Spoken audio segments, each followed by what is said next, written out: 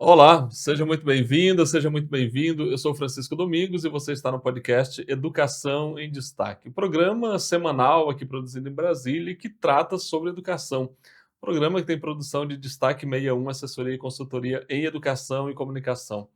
Esse programa tem o apoio do ATENS, Sindicato Nacional dos Técnicos de Nível Superior das IFES. Também tem o apoio do Simpro-DF, o Sindicato dos Professores aqui da Rede Pública do Distrito Federal. Também temos o apoio da CONTEE, Confederação Nacional dos Trabalhadores em Estabelecimento de Ensino. Temos o apoio da CNTE, a Confederação Nacional de Trabalhadores em Educação. Temos o apoio ainda da Casa Saberes Clínica Neuropsico. E temos também o apoio do PROIFES Federação, Federação de Sindicato de Professores e Professoras de Instituições Federais de Ensino Superior, de Ensino Básico, Técnico e Tecnológico. E temos ainda o apoio do SIMPROEP, Sindicato dos Professores da Rede Particular, aqui do Distrito Federal. Então, é com apoio de todas essas entidades e também do SEBRAE. O SEBRAE dá uma força para a gente. E você pode, inclusive, entrar em contato com o SEBRAE para saber de tudo que eles estão aí entregando para a população. Então, acompanhe o vídeo do SEBRAE para você se inteirar das redes sociais e das formas de acesso ao SEBRAE. Ei, você que tem umas ideias na cabeça para o seu negócio, o Sebrae tem um recado. Ei, ei, estamos aí pro que der e vier. Ei, ei, estamos aí pro que der e vier. Estamos aí pelo site, pelo app, pelo zap, pelo 0800 e estamos aí também pessoalmente. Sempre que quiser trocar umas ideias sobre o seu negócio, conte com a gente. Precisou? Estamos aí pro que der e vier. Sebrae. Então é isso, esses são os nossos apoiadores aos quais a gente é muito grato aqui, sem os quais o programa não seria possível. Então, gratidão a todos eles, estamos juntos e vamos continuar a nossa conversa por aqui, porque hoje nós recebemos uma professora da Secretaria de Educação do Distrito Federal. Ela é representante sindical do Simpro, mas hoje ela está aqui na condição de uma dirigente da CNTE, Confederação Nacional dos Trabalhadores em Educação. E a professora Berenice vai falar para a gente sobre várias questões, mas a gente vai dar hoje um corte especial para a atuação dela na CNTE, que tem a ver com a questão de gênero. Berenice, muito obrigado pela sua presença aqui no nosso programa. Eu que agradeço, né, dizer que da importância de um programa como esse, que a gente discute educação, não é à toa que nós temos aí tantos sindicatos apoiando, a CNT apoiando, porque quanto mais a gente oferecer essa ideia, esse sentimento da educação para a população, mais a gente vai ter a educação como um processo principal da comunidade, né? Então, um prazer é nosso de estar aqui falando sobre os nossos temas, sobre as nossas lutas e estou à sua disposição. É isso aí. A gente começa aqui, a Berenice já acompanha o nosso programa, ela já assistiu a alguns episódios, assim como você também. E aí eu lembro que eu esqueci de dizer isso antes, mas vou dizer agora, você que está nos acompanhando, você pode ajudar também o canal, assim como as entidades que nos apoiam, você também pode nos apoiar compartilhando o link desse programa nas suas redes sociais, mas sobretudo nos seus grupos de WhatsApp. Vamos fazer com que muita gente possa tomar conhecimento da existência desse conteúdo e assim a gente possa levar informação de qualidade para muito mais gente no Brasil todo. Então, não deixa de compartilhar. Curte, é muito importante também. Se você ainda não é inscrito, não é inscrita, se inscreve no canal, isso ajuda muito também o programa, ajuda o canal a crescer, então não deixe de fazer isso. Ao longo do programa vai aparecer um QR Code aí na sua tela, então você pode, inclusive, contribuir aqui com o programa, aí, com o quanto você pode, você está contribuindo para que a gente possa manter esse projeto ativo no ar, aqui levando informação para todo o Brasil. Então é isso, Berenice, a gente começa sempre aqui pedindo que o nosso convidado represente aqui para a gente aquela lembrança escolar, aquele quadro que a gente fez lá nos anos iniciais, né, na educação fundamental ali ainda. E aí você vai falar da sua escola, qual foi a sua primeira escola, qual foi a sua primeira professora ou primeiro professor, como é que foi essa sua experiência no primeiro dia que você saiu da sua casa e vai para o ambiente da escola? Essa é uma parte importante da nossa história, né? O nosso primeiro contato com a educação. Eu fui para a escola um pouco antes de fazer a idade certa. Eu tinha sido alfabetizada em casa por uma vizinha, né? Uma vizinha que era estudante de curso normal, então ela me alfabetizou. Então, quando fui para a escola, eu já tinha contato com letramento. E quando cheguei à escola, eu fiquei alguns dias sem que me encaixassem em uma turma. Mas a minha primeira professora foi a professora Neuza Castro, que é minha amiga, minha querida até hoje. Depois a tia Lila, na mesma proporção, na mesma série, né? A professora Neuza saiu para ter filho, e aí nós tivemos uma segunda professora, que foi a professora Lila. Elas foram, claro, representaram um forte elo com a escola, né? A primeira professora a gente nunca esquece. Então, elas foram importantíssimas na minha vida, na minha alfabetização, no processo de alfabetização, de continuidade da minha alfabetização. Dizem que eu tenho uma letra linda, com certeza tem a ver com as minhas primeiras professoras. Então, esse sentimento de pertencimento à escola, ele tem muito a ver com o professor e com a primeira professora. Né? Esse processo de alfabetização, de brincar na escola, tem muito a ver com o afetivo, né? Então, tem muita relação com a primeira professora. Então, foi na escola paroquial. A escola paroquial, à época, era uma escola paroquial porque ela era uma escola, até então, até um tempo atrás, de padres, e quando ela se tornou a escola pública, ela foi o centro de ensino fundamental número 1 de Planaltina, e foi lá que eu tive minha primeira experiência com a escola, e de lá, e da escola eu nunca saí, né? Estou aqui até hoje. Eu sei que você é mineira, então você veio de Minas para cá com que idade? Porque essa tua experiência já foi aqui no DF, né? Eu vim para Brasília com 2 anos e meio, e vim de Unai, muito pertinho. E o Unai eu não tive contato com a escola, né? Mas em Brasília, e até foi um dos desejos da minha família, dos meus pais, foi vir para Brasília para que os filhos pudessem ter acesso à escola, e porque o acesso à escola em cidades menores era mais difícil. Então, os meus pais, com o sonho de que os filhos todos estudassem, todos tivessem universidade, ele se tornou realidade em Brasília. Então, a ideia de vir para Brasília foi essa. Né? Meu pai e minha mãe nos botaram numa caminhonetezinha e nós nos mudamos para Brasília. Né? E fomos recepcionados muito bem por essa terra. Então, eu me sinto hoje uma brasiliense, né? 2 anos e meio é muito tempo em Brasília. Então, foi por isso. Foi o motivo dos meus pais virem para Brasília, foi exatamente que os filhos pudessem ter acesso à educação. Então podemos dizer que o projeto dos pais deu certo. Deu certo, né? Nós somos 6 irmãos, todos nós nos formamos, nos graduamos, nos especializamos, e alguns mestres na família. Então, foi graças à vinda para Brasília e o projeto dos meus pais. Muito bem. Então, Berenice, bom, passou ali pela experiência dos primeiros anos, teve contato com a escola, descobriu esse mundo novo. Aí vamos fazer uma passagem para o ensino médio, porque no ensino médio normalmente a gente tem contato, por exemplo, com a organização de grêmio, que aí já começa uma parte mais militante, uma atuação. Você teve essa experiência também? Como é que foi isso para você? Na verdade, eu comecei a fazer um processo de contato com o Grêmio já nos anos finais, né? A gente tinha uma organização nas escolas, o Grêmio Estudantil, e a gente fazia, então, já nos anos iniciais, o processo de conhecer o Grêmio, sem nenhuma experiência política, né? Era muito mais ligada a organizar as festinhas, organizar os encontros dos jovens na escola, do que o movimento político em si. Então, no ensino médio, eu fui para a escola normal, né? Na escola normal, a gente pouco se organiza, eu posso dizer isso de uma realidade vivenciada, a gente pouco se organiza nos grêmios, e eu só tive contato depois com o movimento estudantil na universidade. Então, no ensino médio, eu não tive contato com o Grêmio, que era um espaço importante para a gente fazer, né? E no curso normal, acho que a gente pouco se organizava no movimento de Grêmio. Pouco se organizava. A gente se organizava de outras formas, né?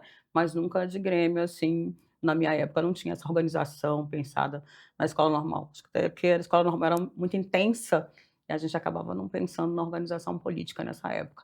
Mas nos envolvemos com movimentos de igreja, movimentos de clubes, mas nunca não no movimento estudantil, que eu fui ter contato na universidade. Então, você falou da escola normal, onde você fez magistério, mas aí eu sei que em seguida você foi fazer comunicação social, É isso. jornalismo. Por que essa escolha? Como é que foi? Pois é, na escola normal, eu sempre fui muito comunicativa, mas muito tímida.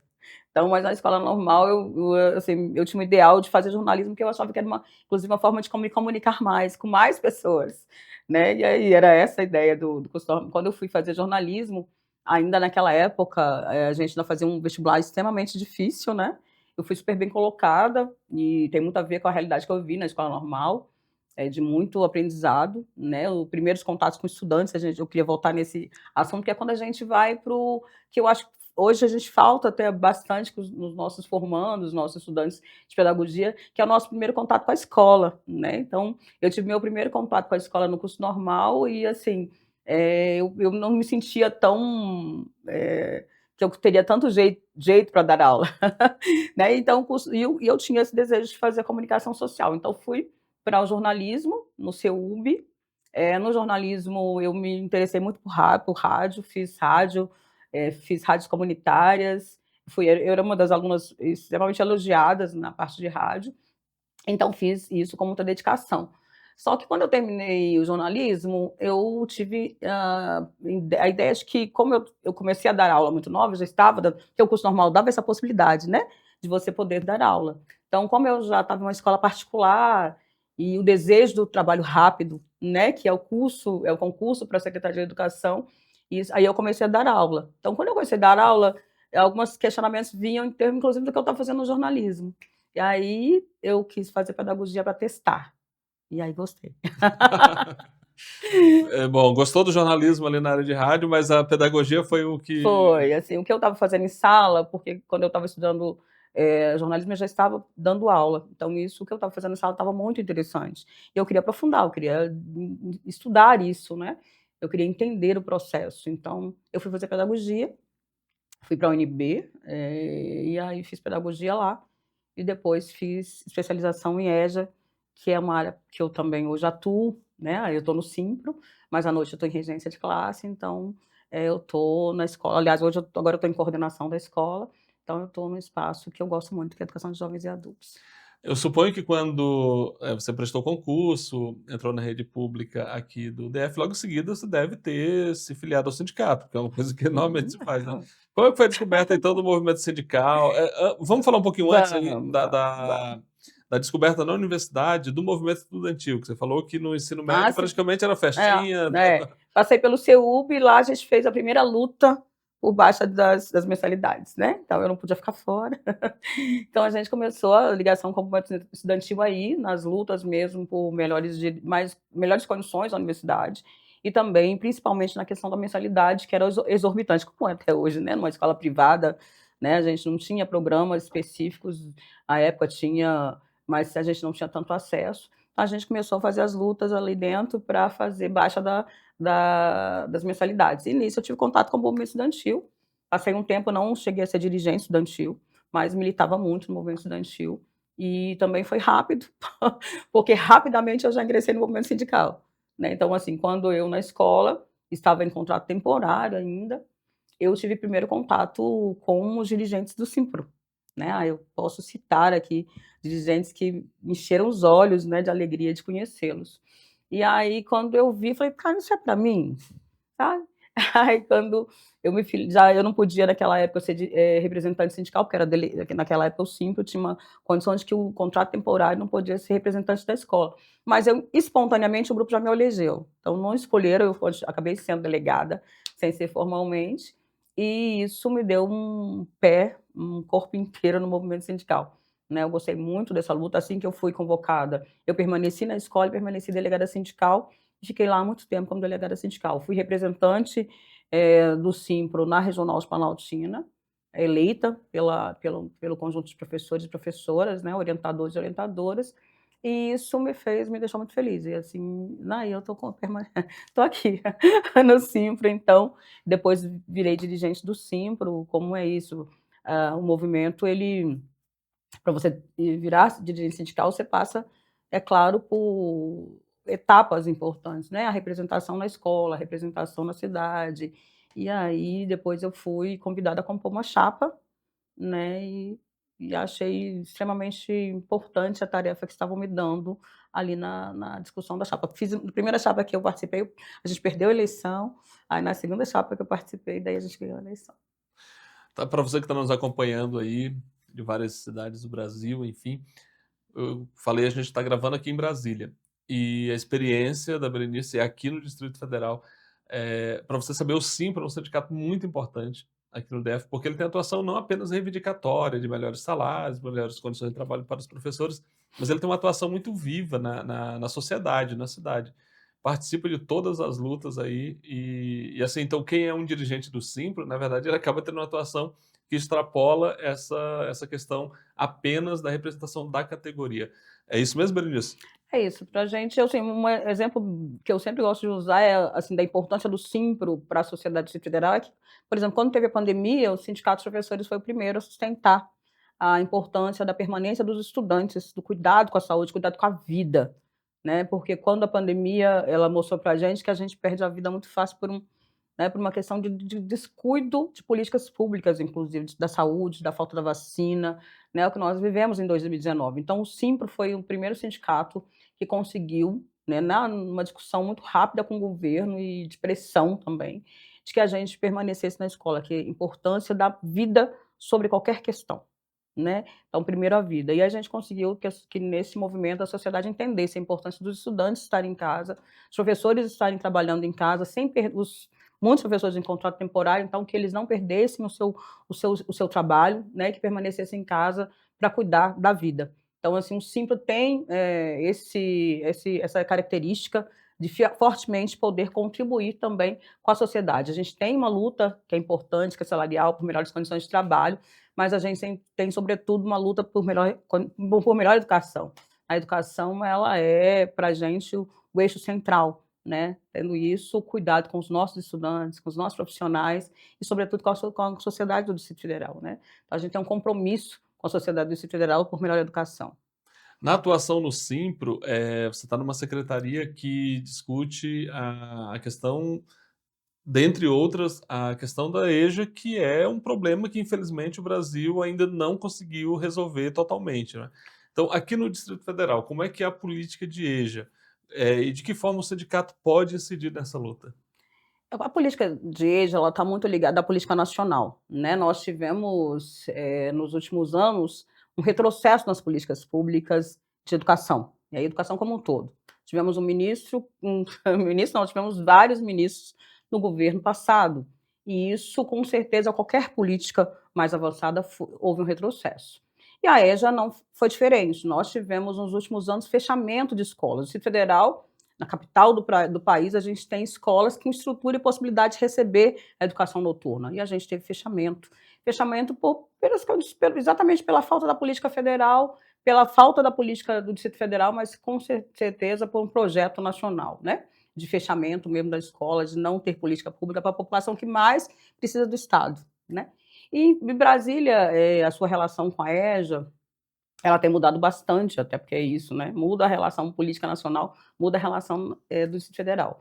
Aqui nós fizemos muita resistência para que as escolas se mantivessem abertas, né? A gente eu estava conversando com você antes, a gente dizendo que a gente abraçou muito a EJA pela experiência que a gente tem, inclusive enquanto atuantes na educação de jovens e adultos, mas sobretudo por acompanhar a política do Distrito Federal, né?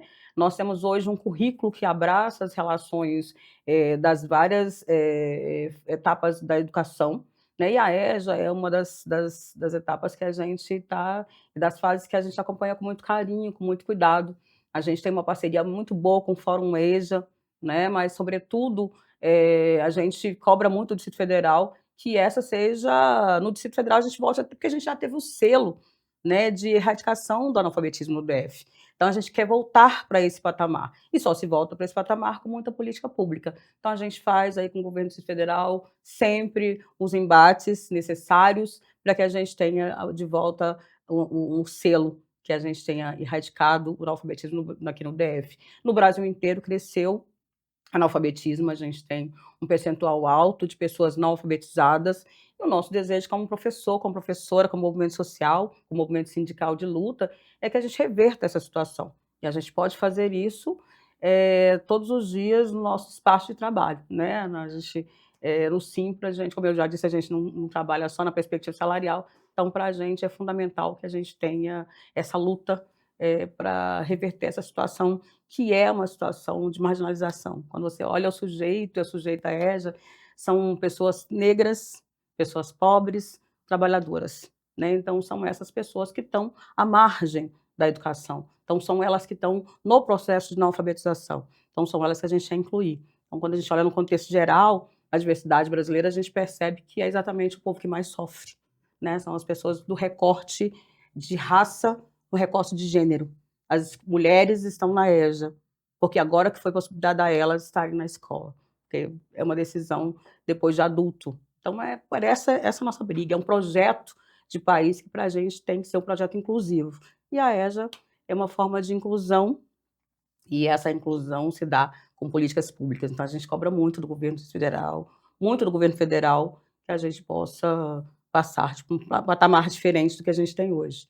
Né? Então, ter 11 milhões de pessoas analfabetas, quase 11, é muito. Né? Quando a gente pensa na população que demanda esse serviço, que deveria ter esse serviço de EJA, a gente pode qualificar, como você acabou de fazer, identificando ali que mulheres, predominantemente, e pessoas pretas e pessoas pobres, enfim. Aqui no DF, a gente consegue quantificar também? Você tem ideia de números? No Distrito Federal, assim, eu não tenho números do DF, mas a gente ainda tem até porque assim, o que a gente tem, a oferta, né? E a gente tem uma pouca demanda hoje. Hoje, se você olhar as escolas de educação de jovens adultos, a educação noturna, ela não tem um percentual tão de número de estudantes tão alto como a gente poderia ter. Então, a gente ainda tem uma quantidade e aí eu não consigo nem quantificar por área, mas a gente, nos últimos anos, a gente teve muita perda de estudante de educação de jovens adultos, né? Então, assim, destes números de estudantes do DF que nós temos hoje, nós tivemos ter, da pandemia para cá, devemos ter uma queda de mais de 40%. Então, Tá, se a gente pensar que eu estou aqui, né, pensando que talvez não seja apenas uma questão de a escola abrir vagas, quer dizer, tem vaga de matrícula e tudo mais, porque como a gente qualificou antes, quer dizer, uma mulher que tem filhos e que precisa de ter alguém com quem ela possa deixar esses filhos e nem sempre tem um companheiro ou uma companheira para fazer isso.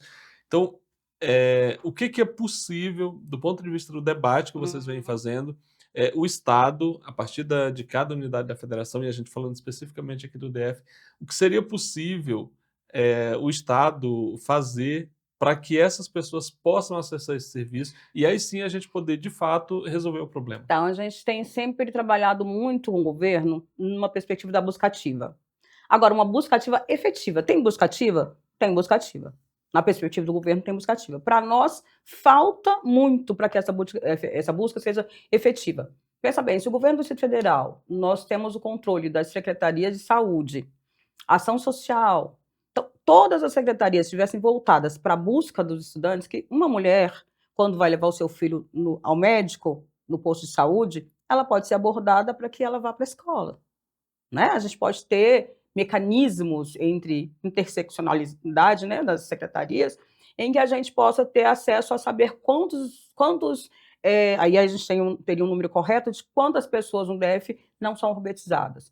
Então, quando você tem uma busca ativa que é interligada com os vários setores do Distrito Federal, do governo, a gente consegue achar essas pessoas. Então, a escola, por si só, fazer a busca ativa, ligar para os estudantes que não estão indo, fazer, na minha escola, eu quero fazer um recorte, a gente e outras escolas, a gente coloca caminhão, carro de som na rua, com dinheiro, recurso nosso, com a ajuda dos sindicatos, a gente faz material e vai de igreja a igreja, de feira, ou seja, a escola fazendo a sua busca ativa.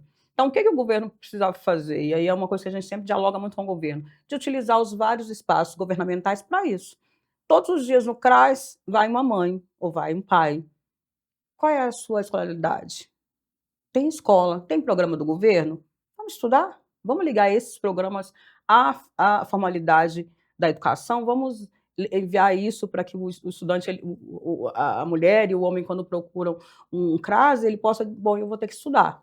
É importante estudar, não só como coisa de forçar a estudar, né? Mas democratizando a discussão. Olha, a importância da educação na sua vida. Eu acho que isso é uma busca ativa. E, fortemente, a gente não tem isso. A gente tem as escolas buscando os estudantes que abandonaram, que por algum motivo, por trabalho, que nós temos a escola de EJA, hoje ela tem uma relação de uma diretriz que acolhe muito mais do que tinha antes, porque hoje ela tem um horário mais flexível, né? Tem matrícula a qualquer tempo. Então, isso luta, claro, da sociedade, mas também, assim, quero dizer, de um debate que nós fizemos desde 2012 que é de ter estratégias para trazer esse estudante para a escola. Então, para nós é fundamental que o governo tivesse esse olhar de que a busca ativa precisa ser rede, ela precisa ser utilizando todos os espaços que o governo tem para isso, né? Então, a gente ainda faz a crítica à busca ativa. Ela existe, mas ela precisa ser aprofundada com as possibilidades que o governo tem de fazê-lo, né? A gente faz com tão pouco, né? Eu vou com os professores da escola para a feira, para a igreja, para a farmácia, para o comércio local, para deixar um material, para chamar os estudantes para a escola, né? O governo pode fazer isso de forma muito mais rápida, né? Então, pelo que você está dizendo, essa superação do analfabetismo focado em EJA ainda não é, digamos assim, uma ação sistêmica. O governo não tem isso dentro do seu sistema, ele não opera de uma forma orgânica, estruturada, e aí se perde, né? Porque assim, a escola na qual você trabalha tem essa visão, você está lá, você entende do As problema, escolas normal fazem isso. mas quem mais está fazendo, né, Exato. se o governo não coordena esse O processo? governo faz a propaganda institucional, faz a chamada para as matrículas, mas só não basta. Tá. Não basta, tem que avançar.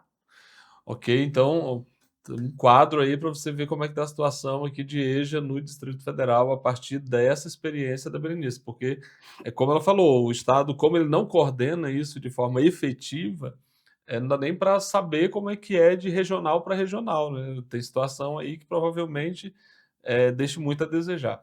Berenice, mas aí me fala porque você fez a sua militância no Simpro, só que você chegou na CNTE. A CNTE é uma confederação de trabalhadores em educação, a maior da América Latina, se a gente considerar que a filiação dos sindicatos aqui à confederação, ela é voluntária, assim como a filiação do professor ao sindicato.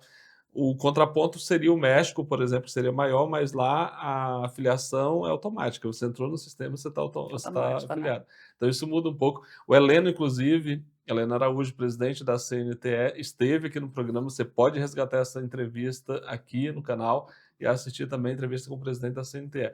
Bom, considerando isso, você chegou na Confederação Nacional dos Trabalhadores em Educação do Brasil e cuida dessa secretaria juntamente com outros companheiros e companheiras lá da federação, da confederação, melhor dizendo, cuida da questão de diversidade e, no seu caso, especificamente desse recorte de gênero. A minha pergunta para você é a seguinte: no Brasil, a gente tem a categoria docente, ela é formada na sua imensa maioria por mulheres, seja desde a alfabetização, onde é predominantemente uma categoria feminina, até a pós-graduação, onde aí já é um pouco mais equilibrado, digamos assim. E aí, por que professor no Brasil ganha tão pouco? Ser mulher já é uma condição para se pagar mal no Brasil?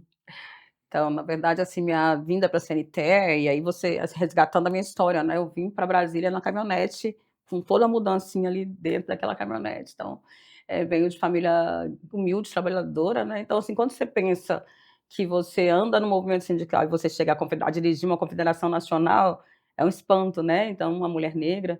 Mas eu vou para a CNTE com esse acúmulo da luta política no Simpro, né? Com o acúmulo do movimento sindical. A confederação, é isso que você disse, é grandiosa, representa aí mais de 52 sindicatos filiados no Brasil, né? Então, estamos em 27 estados, então é uma representação extremamente importante. E estar na CNTE e vir para uma pasta que discute a questão das relações de gênero foi uma experiência muito nova. Na verdade, eu estava na direção geral, né? Não tinha uma pasta. E aí, na eleição, você vai ter uma pasta que dirige, que discute as questões de gênero. Bom, em qualquer sindicato, se você olhar a nossa história, quem está na Secretaria de Mulheres é uma mulher, né? Mas a gente tem essa relação, a gente tem conseguido trazer muito debate para todo o sindicato, para toda a confederação. Na verdade, as mulheres sozinhas, elas não vão mudar essa realidade, para mudar a relação que se constitui no pensamento dos homens, né? Esse sentimento patriarcal que a nossa sociedade se estabelece, insere. Então, a gente precisa mesmo mudar essas relações.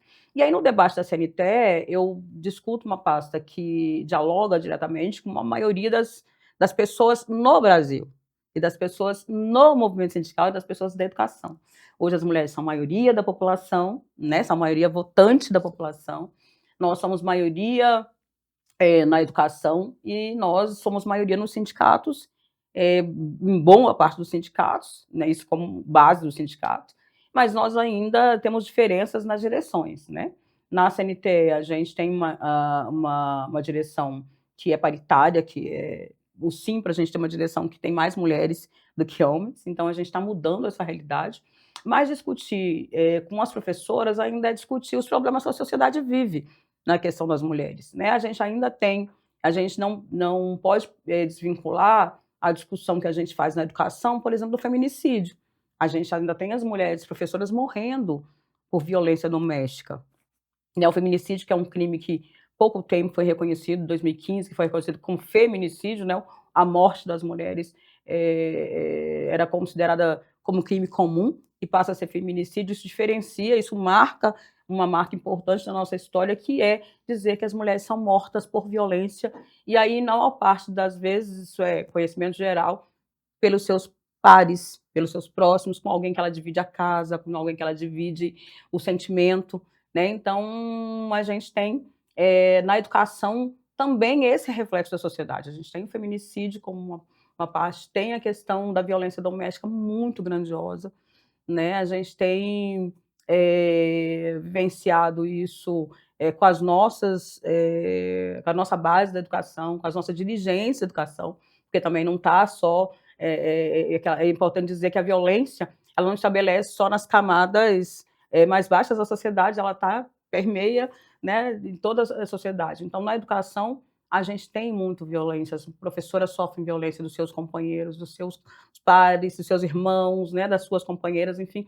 Isso é um processo que é muito igual à da nossa sociedade. Por isso, a CNT acha importante que a gente tenha uma pasta que cuide da maioria desta categoria, né? E eu tenho dito muito que eu estou nessa pasta há dois mandatos, um mandato e meio, basicamente, e eu tenho dito muito que é importante, para além de dialogar, de marcar a questão da violência, de tentar evitar a violência, é importante formar as mulheres, é importante dialogar sobre a formação, né? Em que momento eu me considero, eu percebo que eu não sou inferior, ou que eu posso ter e a gente não quer estar acima, não, a gente quer estar ali, hermanado, né? Porque eu entendo e a gente entende que uma sociedade ela só se emancipa com as mulheres se emancipando. Então, nesse processo de emancipação é importante formação, né? E aí a gente percebe da importância que é a gente fazer esse processo da construção, da formação, e é um pouco isso que a CNTE faz. A gente dialoga sobre a temática das mulheres, dialoga sobre a formação, a importância das mulheres, se insere na luta social,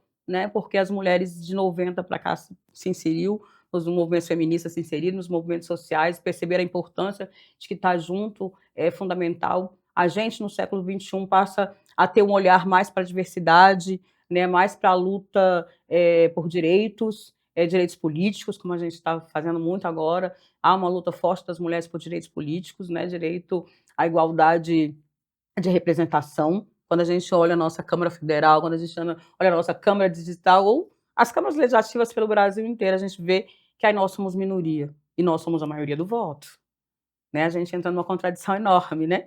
A gente não vota em mulher, é isso? Como é que é isso? A gente precisa mudar essa realidade. E a gente muda dialogando, construindo, né, com os nossos pares, com os outros. A escola é um espaço importante de formação. A gente sabe que quando a gente teve agora um governo antidemocrático, um governo de extrema-direita, ele fascista, ele faz o quê? Primeiro o embate é com a escola, primeiro embate é com a postura dos educadores, com a democracia nas escolas, porque sabe que a escola é o espaço de transformação e mudança, já dizia Paulo Freire, a escola não é neutra, a educar não é um processo neutro, a educação ela tem projeto, né? E o projeto é de emancipação. Então, quando você luta para emancipar, você esbarra em governos, em projetos antidemocráticos, você esbarra com o governo fazendo o primeiro movimento de ataque à educação, os professores, professoras, né, as pessoas que estão todos os dias com os pais, com os filhos dos pais do Brasil e mães do Brasil inteiro. Então, quando o governo Bolsonaro ataca os professores, a educação, a escola, a partir da escola sem partido, a partir de denúncia, de denuncismo, né, ele ataca aquele que pode transformar a realidade da pessoa para que ela transforme a realidade da sociedade. Paulo Freire outra vez. Então, quando a gente vai discutindo na CNTE, traz para a CNTE a discussão da relação de gênero, é exatamente a gente poder pensar na possibilidade de democratizar, né, de fazer com que a gente tenha uma outra sociedade diferente do que nós temos, patriarcal, em que é muito fácil matar uma mulher, em que é fácil violentar uma mulher, né, e esse sentimento de possessividade, de propriedade que a gente traz na história, arraigada na história do nosso país, nessa perspectiva patriarcal. Então, é essa mudança que a gente quer fazer, que a gente sabe que as professoras podem transformar também a realidade onde elas atuam. Então, é uma rede de atuação, falar em rede, a gente está, né, a Fátima esteve aqui outro dia, a gente está na Internacional da Educação, onde a gente também representa essa luta, né, pela emancipação das mulheres, para a gente fazer essa mudança no Brasil. Pode ser mais simples que em alguns países, mas no Brasil é também muito duro fazer a discussão de gênero, né? Lá vem as feministas, né? Assim que as pessoas dizem, mas a ideia é que a gente possa fazer transformação. Não se há transformação, não se há sociedade democrática em que um sobressaia ao outro, né? A gente precisa fazer a emancipação das mulheres para que a sociedade seja de fato democrática. E de fato democrática é muita luta, né? Quantos anos nós temos de democracia nesse país? E feito com muita luta, com muita morte, com muita, enfim, com muita violência. Muita violência, inclusive. Berenice, a gente conversava antes e você me falava que, curiosamente, embora o universo da docência seja quase que predominantemente feminino, né? Quando chega a hora de eleger os diretores das escolas, sobretudo no ensino médio, quem sai, quem predomina aí são os homens. E aí você falou que tem o fato de que, embora todos estão na carreira ali, têm o mesmo salário, quando você vai para a condição de gestor, você tem gratificações ali que melhoram o teu salário, enfim. Mas são homens que estão ocupando esses espaços. Por que isso acontece?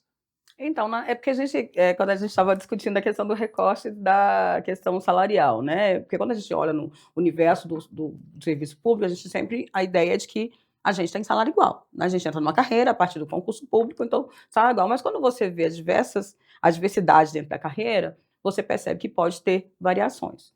Não, a gente precisa, eu tenho sempre estimulado aqui a CNTE, a gente fazer uma pesquisa sobre isso, né? Para a gente colocar isso como um termo científico. Mas quando você olha na relação das escolas e das escolas públicas como um todo, você percebe que nos anos iniciais, e mesmo nos anos iniciais, você tem professoras dirigindo as escolas. Então, a gestão democrática, e é uma busca nossa, uma luta nossa pela gestão democrática, mesmo com a gestão democrática, em que a gente é eleito, a gente tem uma tendência em votar, em ter homens representando as escolas. Mas no ensino médio, isso é mais visível. E tem uma relação com esse sentimento de proteção e de que do desafio de que o homem tem mais segurança, ele consegue controlar, dominar e disciplinar melhor os estudantes. Porque o ensino médio pressupõe que os estudantes já desafiem mais, né? E aí você percebe que um bom número das escolas públicas tem uma representação de homens. E isso faz aquele debate que a gente traz da questão da igualdade salarial. Se você olhar por este lado, se os homens e os professores naquela escola são dirigentes, são homens, o salário é diferente, é pelo cargo.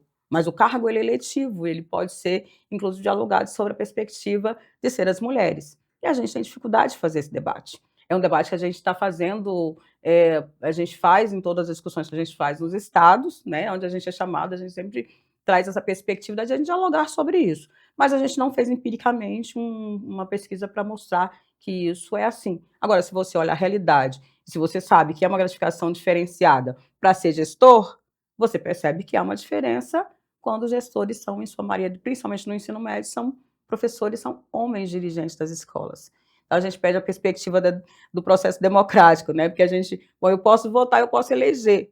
Então, assim, há ainda uma dificuldade das professoras se colocarem para esse processo nas escolas de ensino médio. E quando se colocam, os eleitores olham, mas é porque homem, né, ele tem mais domínio, mais controle.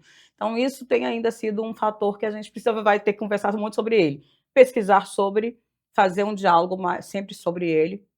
E eu sempre, onde eu vou, faço uma provocação, né, sobre isso. Porque acho que a gente precisa olhar na perspectiva de que na educação, onde a gente é maioria, a gente tem que exercer o que a gente dialoga com a sociedade, né? Se nós somos maioria, nós precisamos ter também espaços. E quando não é dado direito ao espaço, a gente tem o processo interno das dificuldades de compreender que a gente pode estar nesses espaços, né? Porque a gestão democrática, uma boa parte dos estados tem uma gestão de eleição, ou tem um processo de escolha a partir dos pares, a gente tem que se colocar para esse processo, né? Até para dizer, olha, nós podemos mesmo, nós estamos aqui para isso, né? Então, é realmente antagônico a gente ter no espaço da educação dirigentes apenas, principalmente no ensino médio, ter muitos dirigentes homens, né? Já que a gente tem uma representação de mulheres muito maior, um percentual muito maior de mulheres na escola. Então, essa reflexão que a Berenice está provocando aqui, ela já me faz pensar que está diretamente relacionada com o que ela falava antes, a questão da violência. Porque a gente vive numa sociedade, a gente constrói uma sociedade que é violenta. Para termos uma ideia, no ano passado, em 2023, o Brasil assassinou 46 mil pessoas. É um número absurdo, não há nenhum lugar em guerra no mundo que se mate tanta gente em um ano como se matou no Brasil em 2023. Bom, então é uma sociedade violenta. Considerando que é uma sociedade violenta, aí o que se faz? Se coloca a força dentro da escola, a suposta força masculina, para controlar essa violência que está na sociedade e que se reflete também na escola, evidentemente. Então, eu acho que é uma reflexão que a gente precisa fazer. Acho que o programa está permitindo, a partir desse diálogo aqui, que a gente pense nessas formas todas de violência e o que acaba se refletindo numa violência, de novo, contra a mulher, porque daí o espaço de poder volta a ser ocupado pelo homem para corresponder a essa expectativa de superação de violência.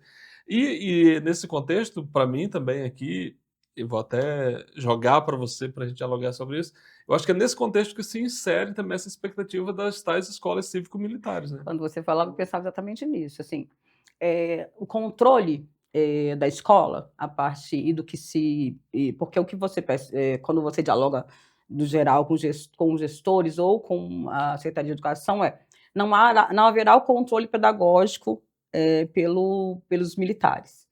Mas quando você vivencia a prática, você percebe aqui em Brasília mesmo, nós temos exemplos de choque com a polícia do que é o pedagógico com o que é a relação que a polícia entende como correto, né? A gente teve aí há 2 anos atrás, um confronto com a polícia com uma atividade da escola em relação ao Dia da Consciência Negra, porque tinha uma foto, um desenho dos estudantes, do policial batendo um estudante negro. Então, esse é um processo de controle da escola, né? Então, a escola cívico-militar é a ideia de que eu estou seguro para o pai e para a mãe, para a criança que está segura, mas foge da perspectiva pedagógica. E é também o controle da escola a partir do elemento, claro, do controle do Estado sobre o conteúdo, sobre o currículo, mas é também uma perspectiva de forçar essa relação do controle à violência a partir da dominação, né? Se você tem uma direção na escola que é mulher, a relação com o militar é mais dura. Eu falei, pronto. A relação com o diretor é mais branda, porque é de homem para homem. Então, esse problema é do militar? Não. Ele não foi preparado para ir para a escola, né? É um problema de projeto político, porque o projeto político diz o militar vai para a escola. Mas que preparação ele teve para ir para a escola? Eu estudei quanto tempo, eu te falei? Eu estudei os meus anos iniciais, fiz meu curso normal, fiz a minha pedagogia para ir para a escola. Aí você pega o policial, que está lá batendo em bandido, que foi preparado para isso, para controlar o processo de violência, e traz para a escola, que é um espaço que não é violento. A escola não é violenta.